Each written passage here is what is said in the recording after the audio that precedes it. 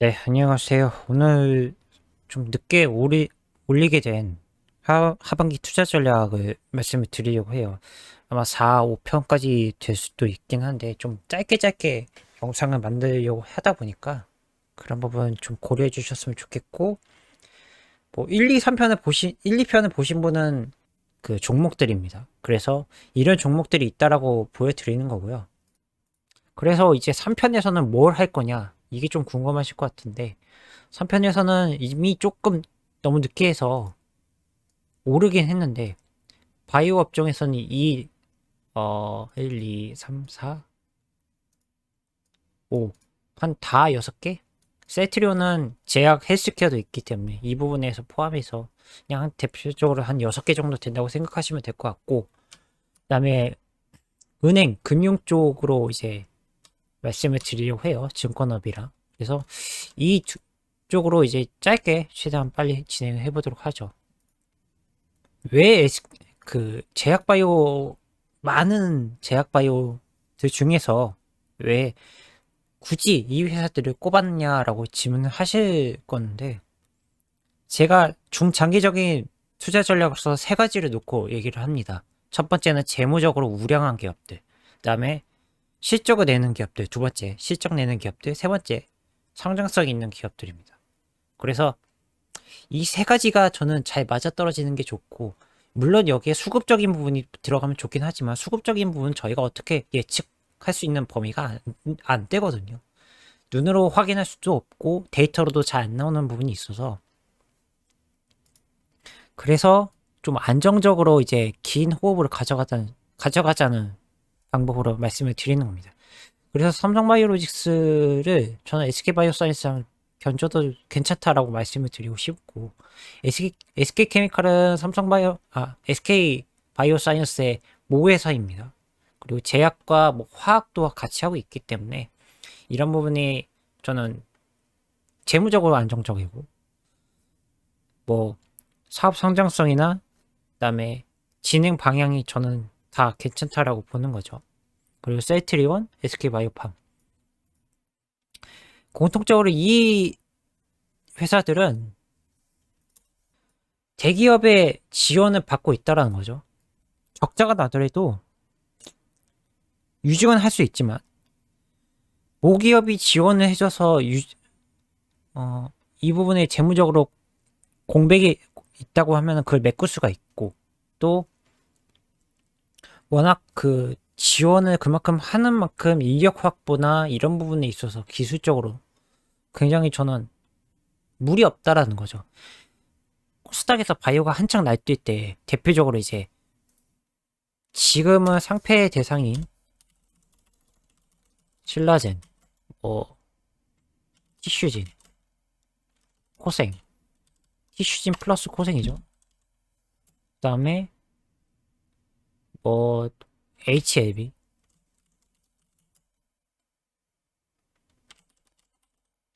헬릭스미스, 뭐 여러 회사들이 더 있었어요. 등등 더 있었는데, 뭐 그러니까 녹십자나 종근당, 뭐 한미 사이언스, 여기 한미약품이 포함되죠. 뭐 대우,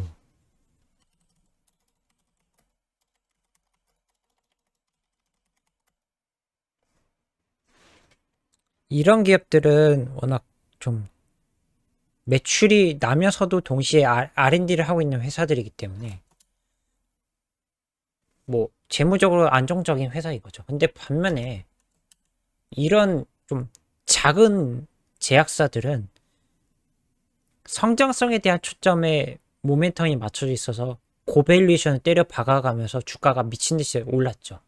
예전에 셀젠진, 셀트리온 플러스 신라젠, 그다음에 티슈진 이렇게 해서 그때 한때 코스닥 상위 업체였는데, 이후에 그 세트리온 제외하면은 신라젠, 티슈진 다 상패나 상패 대상이었죠. 그래서 이제 특히 이 기업들은 공통적으로 유증을 자주 합니다. 왜냐? 실적을 낼 수 있는 사업이 없기 때문에. 그래서 유증을 자주 하고, 그리고 이제 신뢰성이 상실했죠. 그러니까 신라젠, 티슈진 플러스 호롱생명과학, HAB, 헬릭스미스, 여기 뭐 한미약품도 약간은 논란이 있었긴 했지만 여기 신뢰성이 없어요. 유증을 자주 하니까. 그러니까 유증을 한다고 해서 무조건 나쁘다 이게 아니라 유증을 하면 좋은데 거기에 들어간 투입된 만큼 대비 수익을 내야, 그 투입 대비에 수익을 내야 되는데 수익을 못 낸다는 거죠. 그래서 이런 부분이 없기 때문에 이런 부분이 지금 이 위에 있는 회사들, 드래그하는 회사들은 해당이 안 돼요. 물론 유증을 할 수 있죠, 이 회사들은. 근데 돈을 잘 내는 사업을 두면서도 R&D에 투자를 하는 회사하고 돈을 못 버는데 계속 유증을 해서 투자를 하는 회사랑 과연 어디가 더 안정적이고 투자를 하는 데 있어서 매력도가 높냐라고 하면 이 두 가지가 여기에는 다 뭐 크게 문제가 없다라는 거죠. 그리고 특히 이 기업들을 말씀을 드리는 거는 말씀드린 것처럼 SK그룹의 지원을 받고 있고 삼성의 그룹의 지원을 받고 있는 회사와 그리고 기존의 셀트리온은 바이오시밀러랑 CMO 쪽을 다 해왔기 때문에 수익 창출이 꾸준히 되는 기업들이라는 거죠. 그래서 그런 안정적인 부분에 있어서는 저는 긍정적으로 장기적인 관점에 있어서 투자가 좋다. 삼성바이오로직스 예전에 공모했을 때 주가가 제 기억으로는 10만원대에서 20만원대였거든요. 근데 이게 17년도인가 16년도에 상장했으니까 이후에 주가가 어떻게 됐는지 보시면 아실 겁니다. 지금 95만원이거든요. 결과적으로 좋은 설명이 되잖아요. 그래서 SK 바이오사이언스도 사업적으로 보시면은 SK 바이오사이언스 홈페이지인데 사업 개요에서는 보시면은 백신 프로그램, 플랫폼 기술, 공동 개발, 라이센싱 플러스 공동 개발을 하고 있고, 그다음에 위탁 생산, CMO를 하고 있다는 거죠.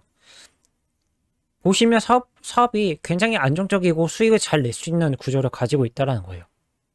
그리고 여기에 보면 파이프라인과 R&D, 프로덕션 만들고 있는 것들, 파이프라인은 지금 현재 임상 중인 것들, 백신, 독감 백신, 그다음에 폐렴, 대상포진 수두, 뭐 등등 자궁경부암 백신이라든지 장티푸스 또 코로나 백신 포함 돼 있다는 거죠. R&D도 하고 있고 노바백스랑 같이 협업을 하는 것도 있고 그다음에 백신 공장의 유통이라든지 대량 생산을 가능하고 이거를 보고 실적을 확인해 보면 실적에서도 잘 내고 있다 라는 거죠. 재무제표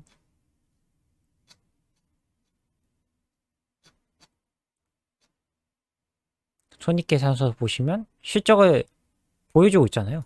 증가하고 있는 게. 삼성바이오로직스도 뭐 위탁생산, CMO랑 CDMO도 최근에 들어가기로 했죠. CDMO. 그러니까 개발 플러스 위탁생산이고 CMO는 위탁생산 그리고 위탁개발, CDO. 이 두 가지로 나눠서 지금 개발을 하고 있기 때문에 보시면은 여기서 재무제표 실적 발표 봐도 되겠네요.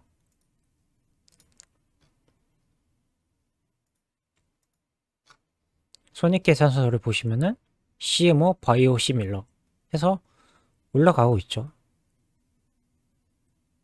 이만큼 매출을 잘 내는 기업이 있는데 굳이 제가 항상 얘기를 하는 게 제약은 뭐 유증을 하는 건 좋다. 근데 그 결과를 보여주지 못하는 유증이라고 한다면 저는 그거는 좀 아니라는 거죠.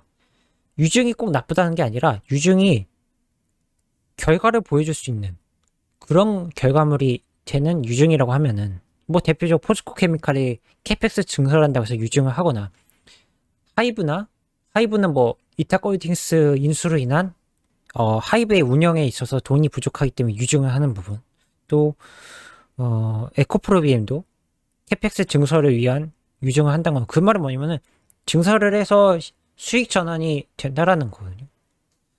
그게 아니라고 하면은 유증을 할 이유가 없죠. 근데 뭐 그런 부분이 저는 옳은 유증이고, 아까 말씀드린 이런 제약회사들, 돈은 못 버는데 계속 돈을 빌려서 유증을 하는 회사들, 과연 그게 옳을까? 물론 티슈진 코생은 좀 예외긴 하지만 코롱 그룹이 지원하니까, 물론 약간 여기도 그때 IR 갔을 때 유증하는 부분이 있어서 일반 주주들한테 욕을 많이 먹긴 했지만 그런 부분이 있고, SK케미칼도 그 화학과 제약을 같이 하고 있습니다. 의약품 생산을 하고 있기 때문에. 보시면 그린 케미칼 쪽, 화학 쪽 관련된 원료를 생산을 하고, 약품 쪽 관련된 의약품, 일반 의약품, 전문 의약품 생산을 하는, 이런 부분을 다 안정적으로 가지고 있는 회사이기 때문에 재무적으로 당연히 보면은 안정적이겠죠. 매출은 1조, 손익계산서도 역시 꾸준히 증가하는, 유지를 하거나 증가하는 모습이 보이기 때문에, 또 SK라는 거대한 그룹의 지원을 받고 있는 회사이고, 그런 걸 놓고 보면 SK바이오팜도 마찬가지고요. 적자는 나지만은 그룹 차원에서 엄청난 지원을 해주고 있기 때문에, 삼성바이오로직스도 삼성그룹 이재용 부회장이 가장 공들여서 하는 부분이기 때문에 지원을 많이 하죠. 그런 부분을 말씀을 드리는 거고, 셀트리온은 아시겠지만, 셀트리온은 그 예전에 제가 IR 한번 설명에 들어갔을 때, 그 한 애널리스트 분이 셀트리온 쪽에서 근무를 하다가 이제 신한금융으로 아마 넘어가신 걸로 기억하는데, 그분이 셀트리온을 전담으로 해서 이제 리포터를 내는 적이 있어요. 딱 요약해서 말을 하면은 유통, 제조, 개발, 이 세 개를 다 아우러서 보유한 회사는 국내에서는 셀트리온밖에 없다. 셀트리온처럼 이 세 가지를 다 가지고 운영하는 회사는 보기 드물다라는 평가를 했어요. 그래서 셀트리온 헬스케어는 담당은 이제 해외 쪽 유통을 담당을 하고 있고, 마케팅과 제약 쪽은 이제 국내 제약, 국내 마케팅 유통을 하면서도 생산을 담당하고 있고, 셀트리온은 이제 신약 개발 쪽이라고 보시면 될 것 같아요. 그래서 이 세 가지가 다 맞아떨어지는 기업입니다. 그래서 이 구조로 바이오시밀러와 CMO를 다 아우르고 있는 회사이고, 매출도 굉장히 많이 올라오는 상황이고, 또 그 서정진 회장님께서 지금은 이제 경영에서 손을 떼셨지만 굉장히 뭐 경영을 잘 해왔고 그룹을 잘 이끌어왔기 때문에 셀트리온에 대해서는 저는 긍정적으로 본다는 거죠. 그래서 저는 이 제약은 딱 이렇게 셀트리온 그룹 쪽하고 삼성바이오로직스, SK바이오사이언스 케미칼, 바이오팜을 저는 긍정적으로 본다라고 말씀을 드리는 겁니다. 그리고 셀트리온 같은 경우는 이제 지난달이었던 걸로 기억하는데, 일단 비상장으로 되어 있는 홀딩스에 대한 합병을 하고, 이후에 셀트리온 헬스케어 제약 관련된 상장되어 있는 회사에 합병 절차도 들어갈 겁니다. 주주 차원에 있어서 좀 가치를 높이고자 하는 행동을 하기 때문에 저는 셀트리온 3사는 여전히 긍정적으로 보고 있고, 여기에다 SK바이오사이언스는 백신 개발하고 있고, 삼성바이오로직스는 모더나 생산을 하고 있고, 코로나 관련된 거는 셀트리온 치료제, 그 다음에 삼성은 모더나 위탁 생산, 이건 날려버리죠. 그리고 이제 SK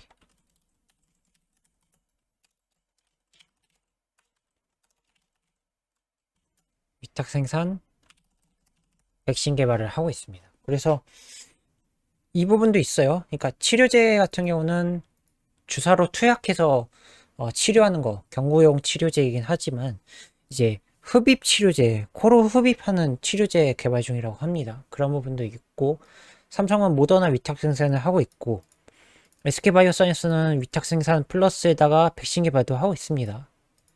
어제 나와서 급등했던 이유도 임상 3상 들어갔기 때문에 그거에 대한 백신 개발도 하고 있기 때문에 모멘텀도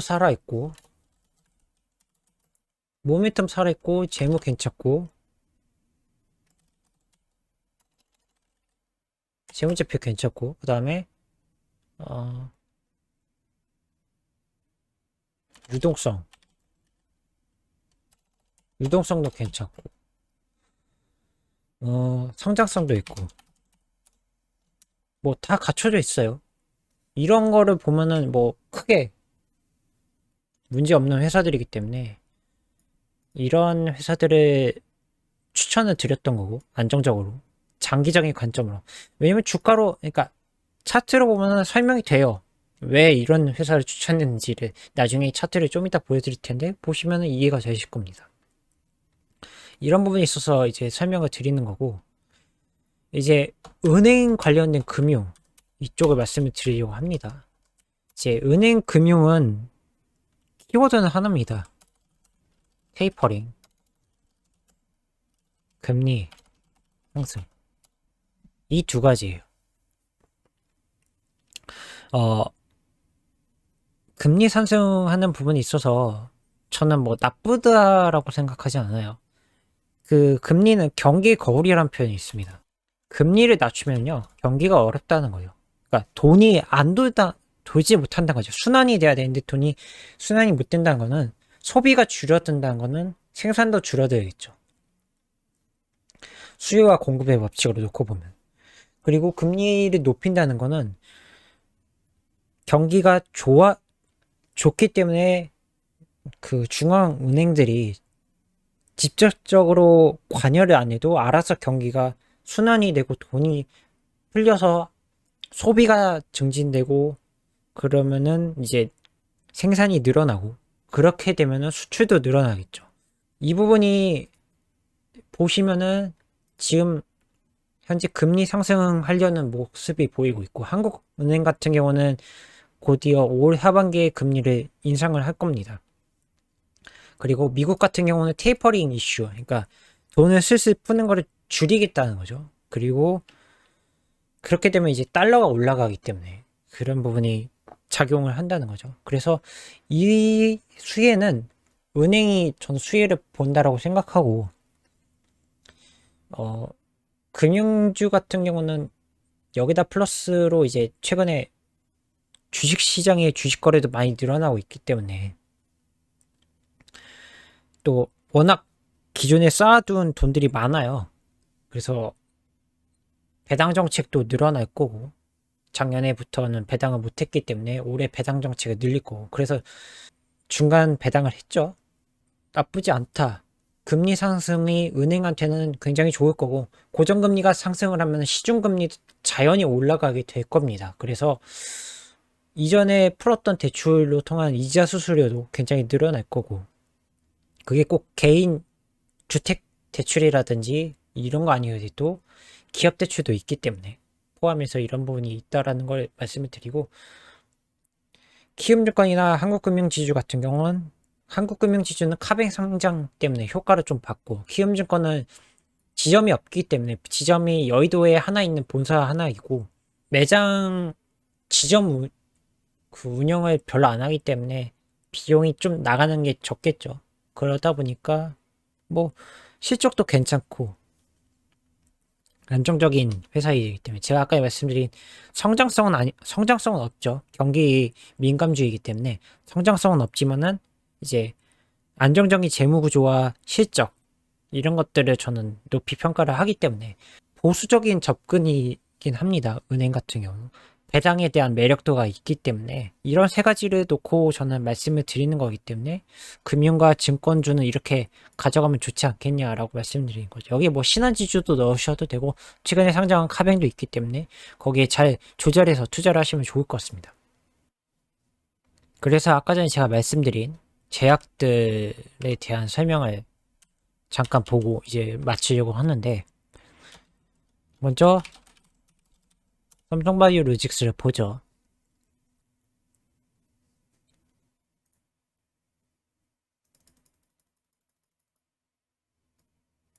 길게 늘어놓고 보면 6월 11일 날 상장을 했습니다.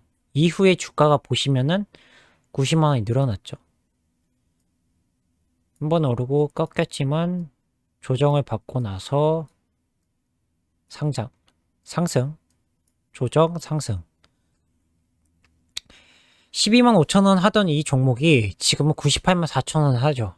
그러니까 저는 이런 장기적인 관점, 아까 제가 말씀드린 4가지 정도, 3 플러스 1, 성장성, 재무, 그 다음에 사업 구조, 그 다음에 실적, 또 이런 부분들이 있으니까 길게 놓고 보면 주가가 이렇게 많이 올랐어요.